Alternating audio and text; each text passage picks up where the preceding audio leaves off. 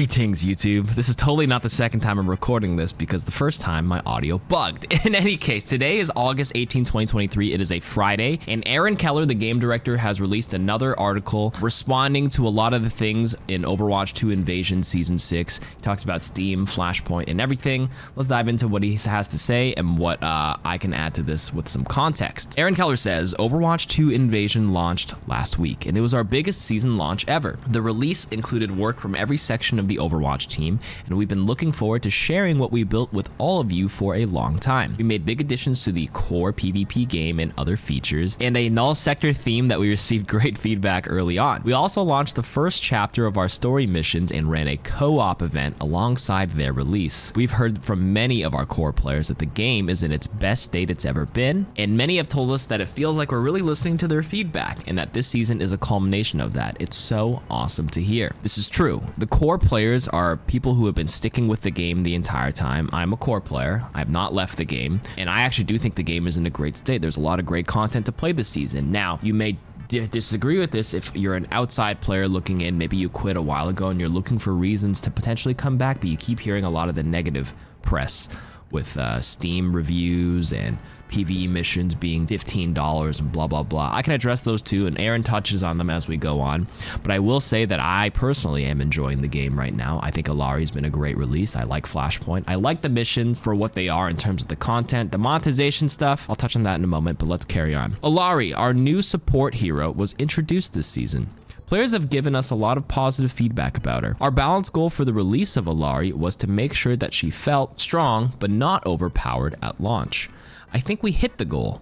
Ilari is very strong, but some of what helps Ilari not feel overpowered is her support role and kit. Were we to release a damage hero with a one-shot ability, we would be a little more careful with their power level. Ilari will enter our ranked mode on Thursday, August 24th, and we will be making a few adjustments to her by then, most likely to her healing pylon and ultimate. Now, one thing that's important to point out is that Ilari is receiving nerfs. This was announced by Alec Dawson, one of the lead hero designers, a few days ago. We can pop that up on the screen. He said they're going to nerf the healing pylon and ultimate. Overwatch League and contenders are going to have to play on this patch, I believe, starting next week. So they got what they were changing to Ilari early, and it got leaked on Twitter. Pop that out on the screen. And I also made it a point that I don't agree with these changes because I think healing pylon does need a nerf, but I don't think her ultimate needed a nerf because their ultimate has a gazillion ways to counter. Her ultimate has 3 conditions to satisfy. The projectile is massive. You can eat it so easily with D.Va, Sigma, Orisa, and even Genji deflect. And then once you get marked, you can cleanse it with Suzu, Bubble. If you have self cleanse like Mei, Ice Block, Reaper,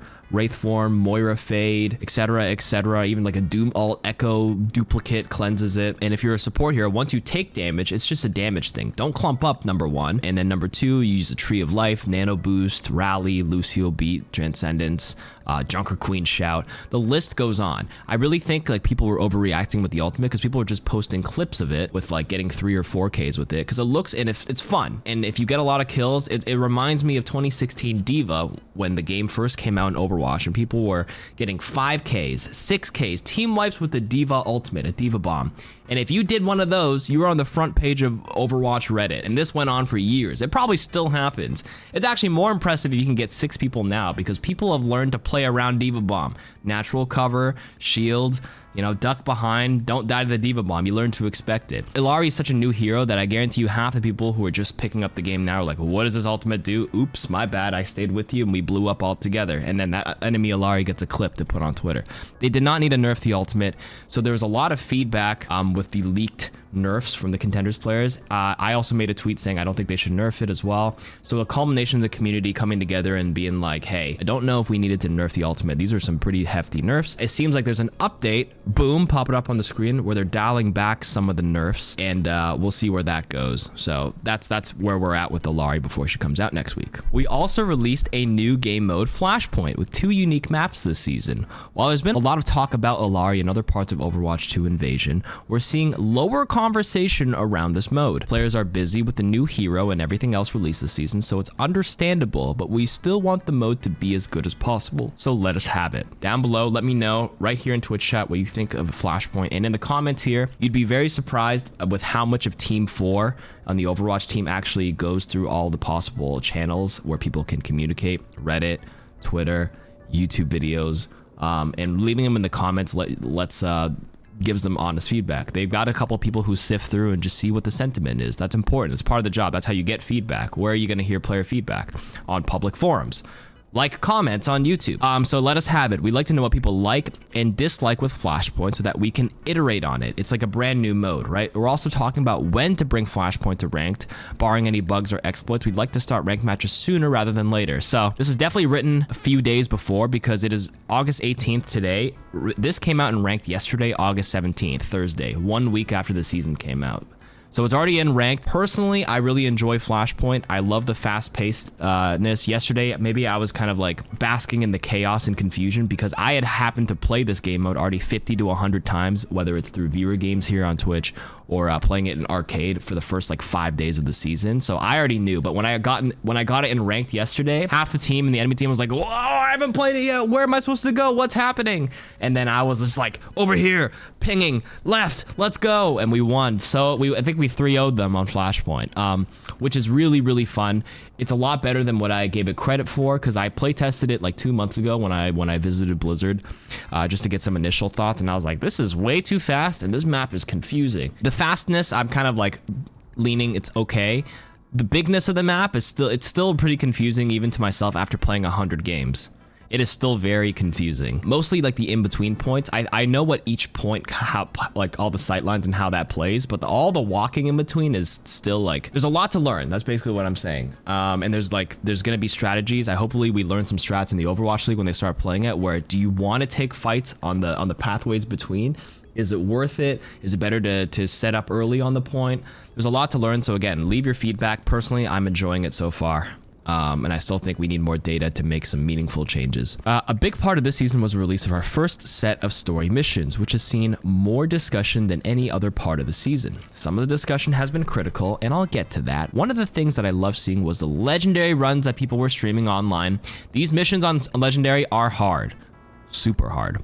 Most people can't complete them at this difficulty, and those that did had to devise custom strategies and team comps to get past the hardest encounters. Team comps only being the second mission, Toronto. That's the only time you could actually fidget with comps. The first and third missions have fixed heroes without spoiling who they are. If you're a content creator who completed Legendary and you're reading this post, pat yourself on the back. You were great entertainment.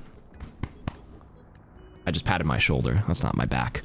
Only 1.6% of attempts successfully completed Gothenburg on Legendary, and 0.7% of attempts on Toronto were successful. We feel like we learned something with the level of difficulty and are excited to apply and expand it on it for future co-op content. So if you haven't kept up with my runs, I played it with Flats, Emong, and Seagull. We beat Rio very easily, second try, excuse me. Toronto, we failed for like 30 to 40 attempts, and then Gothenburg, it took us like 7 attempts. But definitely Toronto was the most frustrating one, I would say, on Legendary. There's a couple of bugs that were messing us up on Toronto. Some of you guys may have experienced it, where like the chickens or the slicers make it inside the ferry dock, and like you have to use Sojourn's thingy to break it through. That's an annoying bug. And on Gothenburg, if you're a brig, I was playing the brig, you can't bash or whip shot anywhere near the central invisible cannon hitbox. Super, super frustrating stuff. I enjoyed Gothenburg the most. Toronto just felt tedious, and Rio was like, it was okay. It was better than Toronto. Toronto is my least favorite, and I'm from Toronto, so not that biased. You can kind of tell Rio and Toronto were a bit more dated. They probably worked on this a long time ago because Rio was already playable in the 2019 BlizzCon floor if you were at that convention, because that's when they announced Overwatch 2 PvE. So a lot of streamers, you can actually look it up, 2019 Rio PvE. And it was already available, like an earlier iteration of it. But you can see they were a bit dated, but I genuinely enjoyed Gothenburg mission. It was a lot of fun. Theory crafting on where to put the freeze turrets, knockback turrets, figuring out who to pin off as Reinhardt, who to boop off the map. I actually like that one a lot. Will I replay it? Probably not. Replayability is a big thing for PvE, in my opinion, and I don't feel like these missions were cut out for that. And I think that's also one of the reasons why one of the many, many reasons why they scrapped PvE, of course, right? A lot of people are very understandably upset with the skill tree thing, and they couldn't deliver that, but I really do think they just took some of the skills that they already designed and just stuck them in some of the heroes here. So I use the Winston example, where right now, if you leap up in the air and you're high in the air, the longer you wait before you come down, you do more damage. Your secondary fire zaps multiple enemies. As Lucio, if you amp speed, you gain attack speed for your team. These are actually in the patch notes for the PvE. Maybe some of you guys are playing the PvE, you didn't even realize there's new abilities and like perks and assets and skills on each hero you pick, by the way. I think they realized that even with the skill trees, like at the end of the day, these just felt like missions and it wasn't like a standalone kind of thing. I'm going out on a limb and saying even if there were skill trees, I would have picked some skills, beaten these missions once, and I probably wouldn't have played it again. And maybe part of them realized that this isn't that fun. Like, at least it's fun in a bubble, in a vacuum, but it's not replayable. It was probably in its best interest to scrap the whole idea of the skill tree thing. That's just my tinfoil theory or whatever on one of the many reasons, aside of Activision Blizzard and hemorrhaging talent and all these scandals and lawsuits and stuff. I'm talking about like from a pure gameplay angle. In any case, the next part of this article, is Aaron talking about the Steam launch. We also launched on Steam last week, and although being reviewed bombed isn't a fun experience, it's been great seeing a lot of new players jump into Overwatch 2 for the first time. Our goal with Overwatch 2 has been to make the game more accessible than ever for more people than ever before. Now, many of the reviews on Steam mention the cancellation of the much larger component of PvE that was announced in 2019 as one of their primary reasons for dissatisfaction with the game. I get that. That announcement was about an ambitious project that we ultimately couldn't deliver. But if we can't turn back the clock, then what can we do? We can keep adding to and improving Overwatch 2. That is how we move forward. This means more maps, heroes, game modes, missions, stories, events, cool cosmetics and features, and ever-expanding, evolving, and improving game. This is the future of Overwatch, one where we will continually create and innovate on what is making the game great now. Making the game great now for the players who are playing now. Sorry, that was like a tongue twister for some reason for me. Overwatch is such a unique game and world. When our heroes are all working together to complete an objective, there's really nothing else like it. Jump in, there's more to come. As always, thanks for reading, and I'll see you in game. Aaron Keller. He acknowledges that people were dissatisfied with the larger component of the PvE stuff. He gets it. He's acknowledging that they couldn't deliver it, and he's just saying, what can we do at this point, right? We have to move forward. In 2019, the team that the project management and everything, they probably had the resources and the ways to do it, but with COVID and everything else, hemorrhaging talent, that project should have been called and scrapped earlier than later. So I understand that disappointment. It's important for people to get their feelings out, to vent their frustrations and criticisms. There's appropriate avenues to do it, and it is good. It's important because that's how developers and everything can iterate and improve on their product, right? You have to voice criticism. That's fine. But I think we're near the end stage where, like, at least for me, I'm on the acceptance stage of the 5 stages where, like, there's nothing we can't turn back the clock. You just have to press W and move forward. And I've always been a PvP head. I've always liked the PvP. PvE has always been a side piece for me regardless. So it's a live service game, right? And it's forever going to be iterating. Gone are the days where, like, the game is launched in a bubble. Like in 2005, 2007, you get Halo 3 in that bubble, and it was a fantastic multiplayer game, and you live in that era, and that was great. Overwatch 1 in 2016 to 2018 in that bubble, fantastic game in that era. But, when you keep trying to add stuff, they're going to sometimes hit, and they're going to sometimes miss pretty badly. But it doesn't mean you can't recover. I think there's a couple of other live service games that have done pretty well in terms of recovery. What was it? Warframe? I think I tried Warframe like 4 years ago, and I'm like, this game is like 5 years old, and people are like, yeah, it's actually pretty good now, because they actually like kept iterating. They definitely had some downswings. That is the life of a live service game, right? Some things may not go as planned, but it's important. Aaron acknowledges your feelings. I acknowledge your feelings. I understand people's frustrations. I'm also a moving forward kind of guy. I've talked to the team. I'm not like, a lot of people say I'm a Blizzard shill, hands up. I'm not a Blizzard shill. I'm a talk to the people actually working behind the team, and you get a very different impression than what the public perceives. Almost everybody I spoke to when I went to the Creator Summit and people when I speak to at Blizzard, they're all new. 2019 team with Jeff Kaplan and Thing, this is an arbitrary number. I would say 95. Actually, can't recall a single person I talked to. I talked to like 30 people on Overwatch 2 at the summit, and all of them started in the last 2-3 years after COVID. None of them were like the old teams. I know not everybody can talk to the teams, but so I understand where you're coming from. That's why I'm just offering my perspective. Everyone's new, and they just want to make Overwatch. They're trying to move forward with Overwatch and make it what it is and improve the current game.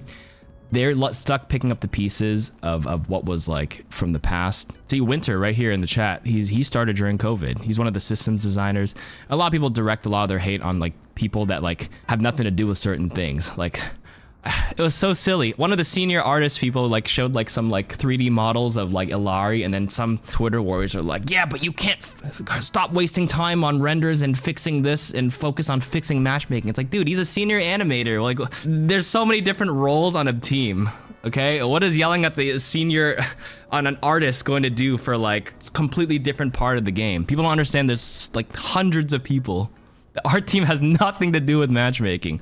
Stop spending time on this and do this instead, mister. It's like, bro, that's just one of the examples that's kind of annoying. Like, you just want to show off a couple of the cool stuff. Oh, I remember it was Rakan, excuse me.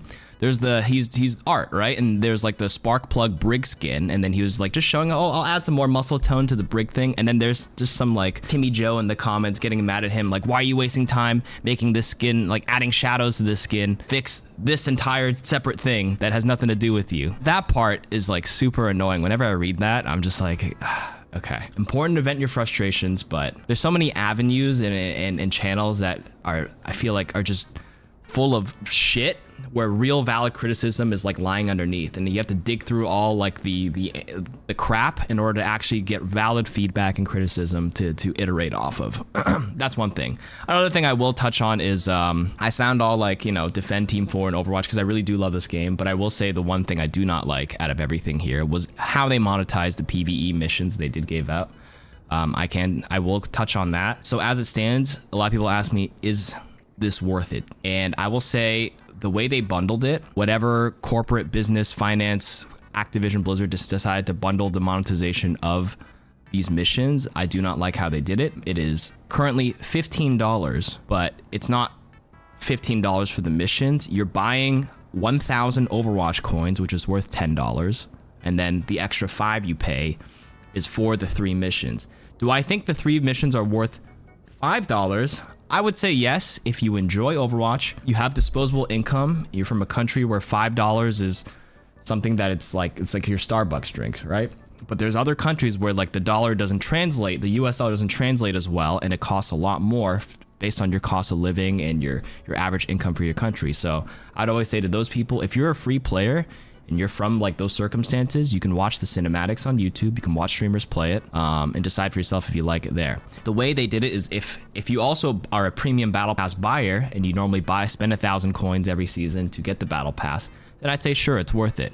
But then there's that entire different segment of people who don't want to spend and buy the 1,000 coins just to buy the $5 mission. You can only buy it as that, and you can't use your previous coins you've already built up or saved up to buy the missions out in its separate thing. So I can call that out, dislike that heavily for the audiences that are in that category. It's a whole other can of worms I can ramble on forever, but I want to keep the heart of the message that Aaron was getting on, where he touched on Ilari, touched on all these the Flashpoint Steam thing. In any case, that's my thoughts. Let me know in the comments. Peace.